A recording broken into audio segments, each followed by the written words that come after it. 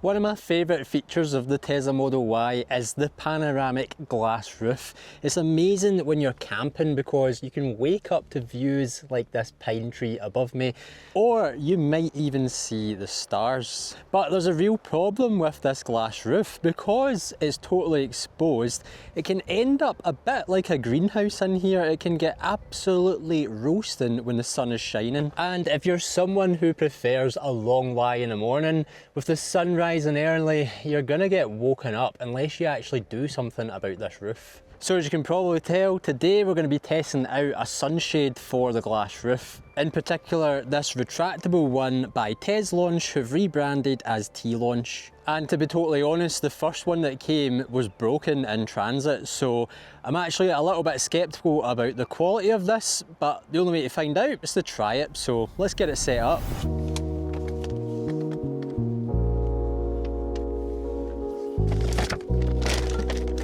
Instructions. We've got an installation guide, but I think the install is pretty simple. We got some tools in here as well, and we got the actual retractable sunshade. It comes in 2 parts, so we're gonna have to connect these together at the frame, which means we're gonna have to screw in some screws in. I don't actually think this is the best place to do it, but I don't really have a choice.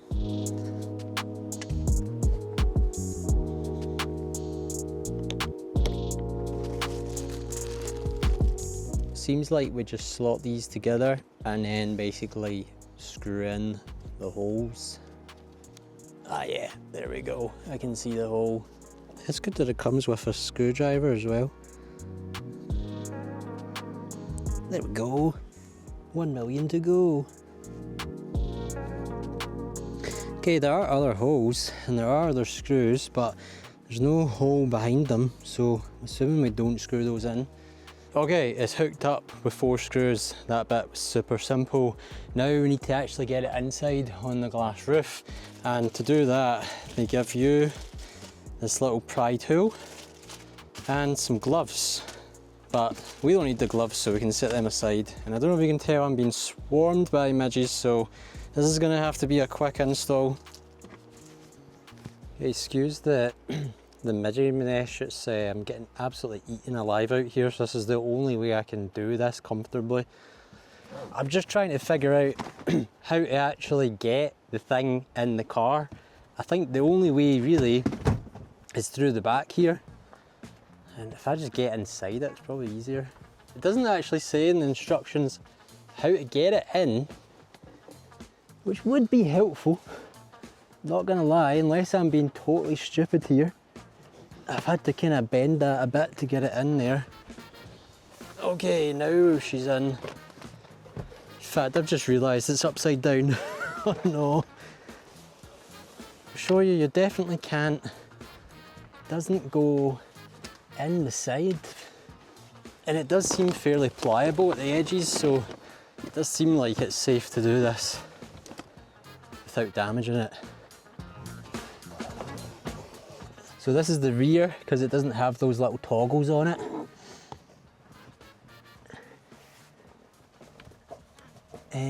I think that's in. Let's do the front now.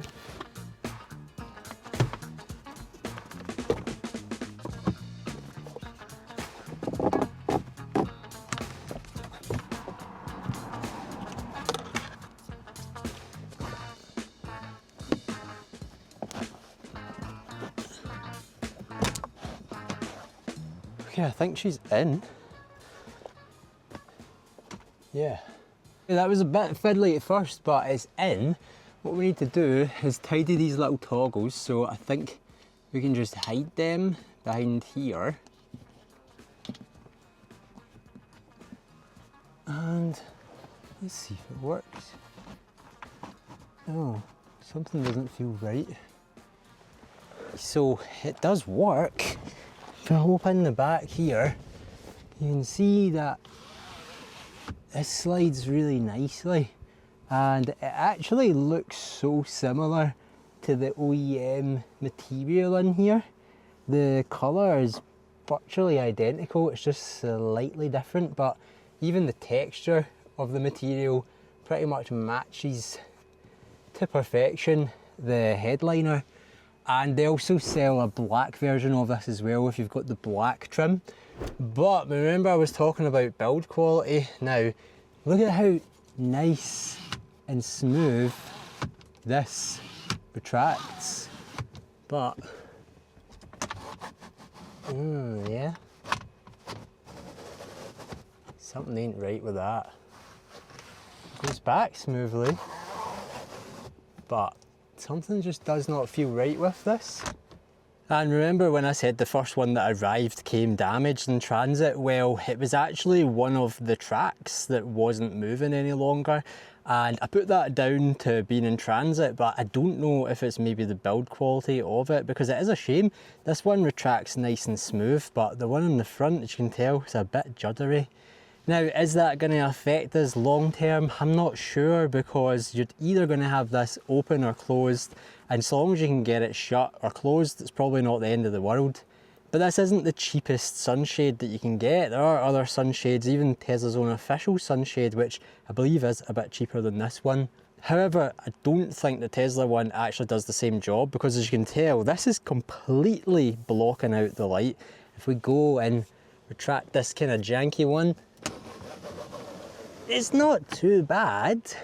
It does move, but something's going on in here. The material seems to be getting caught. But look at that.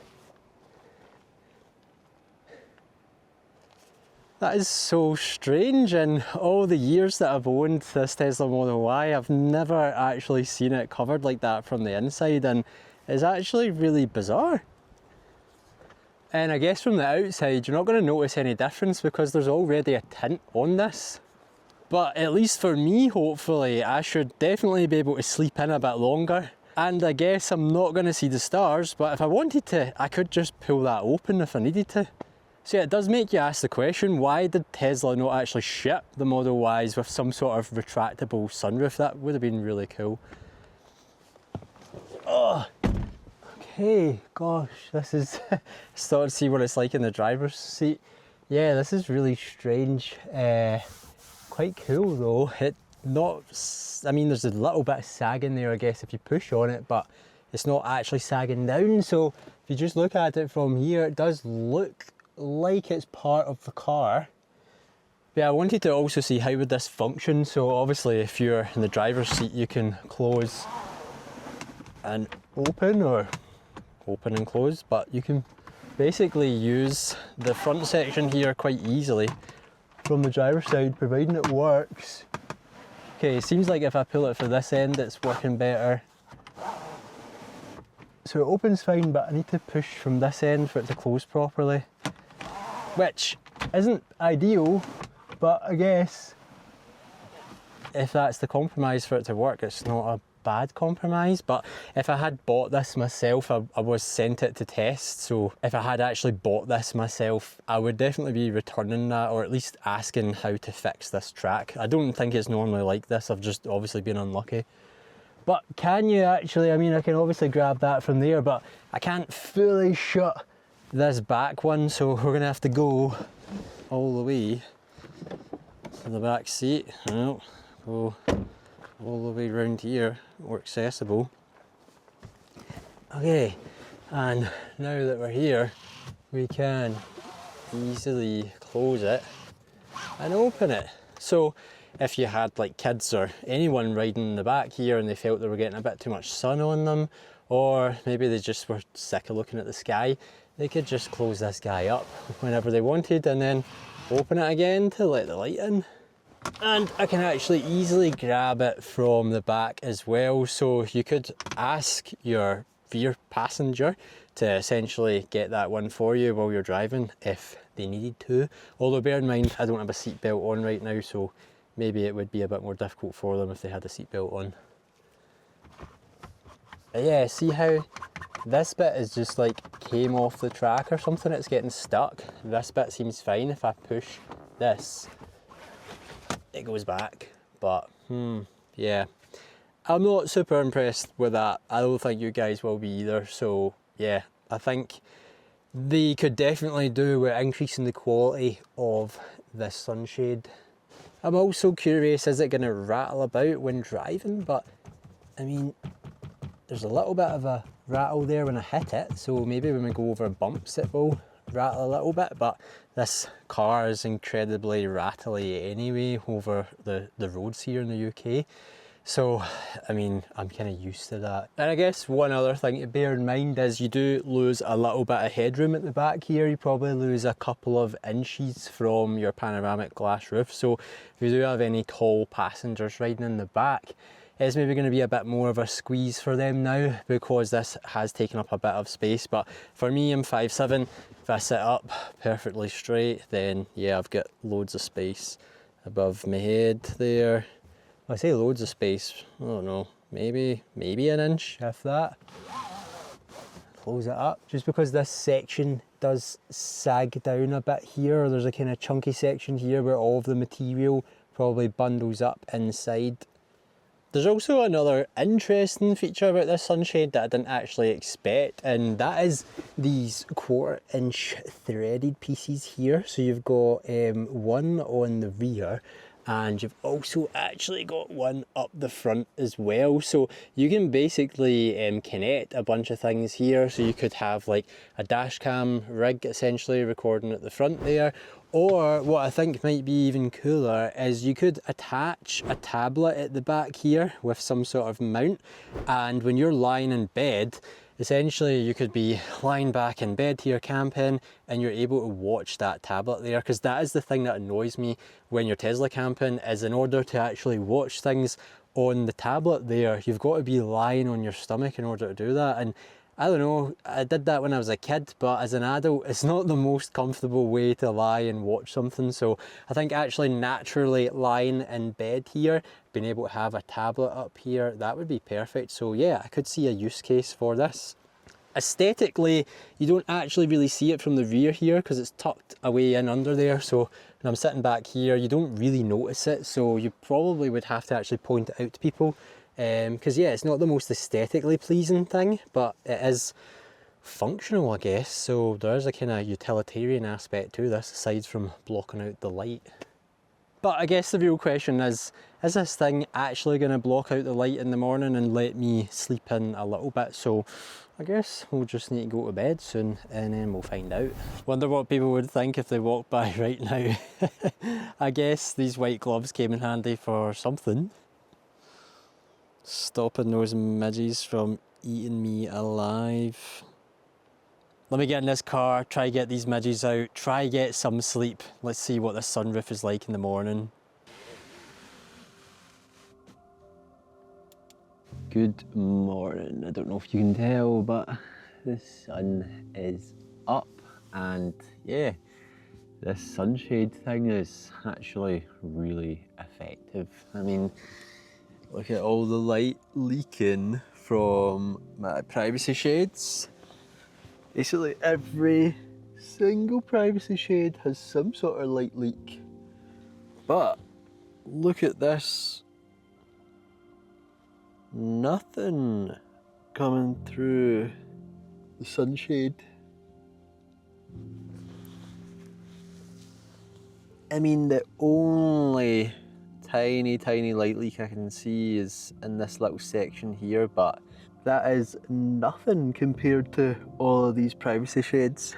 Let's see what it's like when we open this up. Whoa. Wow. Oh, that's kind of cool. Let's do the same here. Whoa. Okay. Right, I really like this aspect of it. That is so cool. That's such a nice way to wake up. Wow. Oh yeah.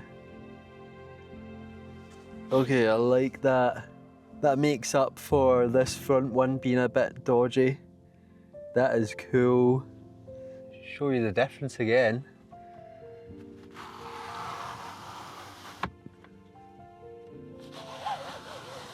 Whoa. Definitely effective.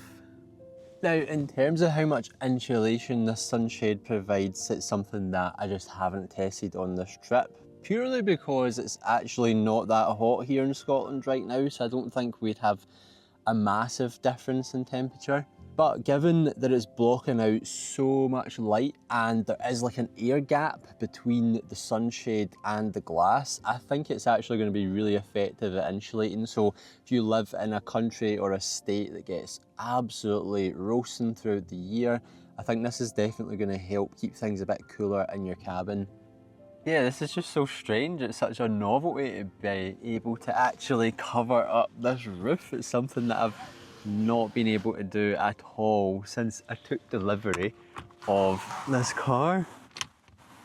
Wow, super effective.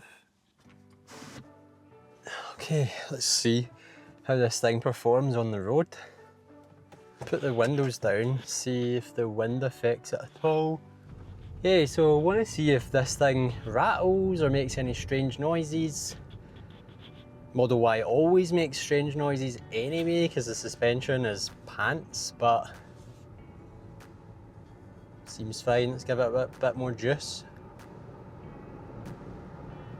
Material is bobbing about a little bit in the wind, but seems fine. And this isn't a particularly bumpy road, so let's test it out on a few more bumps. Bumpy road ahead.